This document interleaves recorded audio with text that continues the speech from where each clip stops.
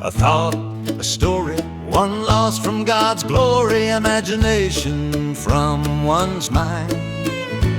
A man and his loyal companion after dying, a choice to make after life's end. Old woman, I said, I'm going hunting today. Please, old man, she said, for your safety I pray. A simple kiss, a pleasant goodbye. I took my dog, old Jack, and out the door we went to search for our meal nearby. A raccoon hunt commenced. Old Jack caught the scent, chasing it to the pond shore where the raccoon jumped in. Old Jack chased after and under he went. I dove in after him and we woke up back on the pond's bank. Me and old Jack now are wondering what had happened this day. So we made our way back to my cabin right away. I opened the door and then I saw a coffin and a preacher and my old woman crying. The preacher asked my old woman if I believed. She said yes when we were young. But one never knows as we grew old how life takes its toll.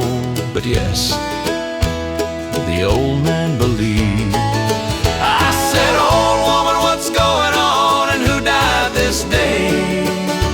But she did not speak. My friends came in to pick up the wooden box and carried it out to be buried in our cemetery plot. Old Jack just sniffed and whined, then turned around. So I followed old Jack, not knowing where he was going nor why this all was happening, but the thoughts then starting to occur of my demise and the people who I might have left behind. A thought, a story, one lost from God's glory, imagination from one's mind. A man and his loyal companion after dying, a choice to make after life's end. As I followed old Jack down a path, a sign emerged called Purgatory Trail. Then there came a long metal fence, an entrance, a guardhouse with a smiling, handsome young man. Howdy, neighbor, he greeted me, glad to see you. We have been awaiting your arrival. He shook my hand, then looked down and stared at old Jack with a crooked frown. Old Jack by my side, he sniffed, barked, then whined. The man said, come in and be at peace, but no dog can enter our place. There is just not enough space. You see, we also need to keep it clean, so sorry dogs are not allowed. But he can stay outside as long as he likes and sleep on the ground.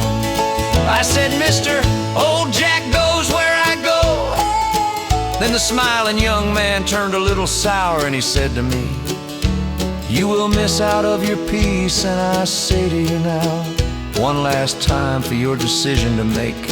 You can have your peace if you stay in this place, or you just keep on moving forever. So old Jack and I turned and kept walking on the Purgatory Trail. It seemed days that we walked before we came to some old piney woods in this vale, where there were fields of flowers, blue sky, green grass and moss, and young boys sitting on a fence rail, whittling wood, a carving of what appeared to be a cross.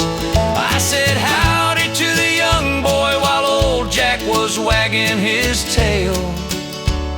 The young boy smiled and said, I have been waiting for you on this Purgatory Trail.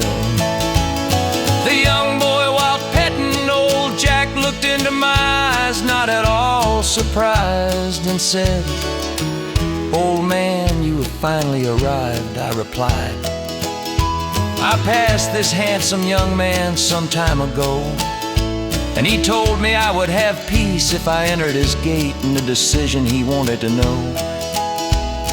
But old Jack barked and whined, not wanting to stay, and besides, dogs were not allowed there anyway. The young boy then explained, oh, that gate with the brimstone that old Jack smelled is why no dogs are allowed. A natural warning for a wanderer to prevail on the Purgatory Trail. Then the young boy happily said to me, we're having a square dance tonight down in our barn. Many people who arrived just like you. Then it finally dawned on me, this was the end of my tale on the Purgatory Trail. So I asked one question, will my old woman be there too? To which the young boy replied, she is on her way very, very soon. A thought, a story, one lost from God's glory, imagination from one's mind. A man and his loyal companion after dying, a choice to make after life sings.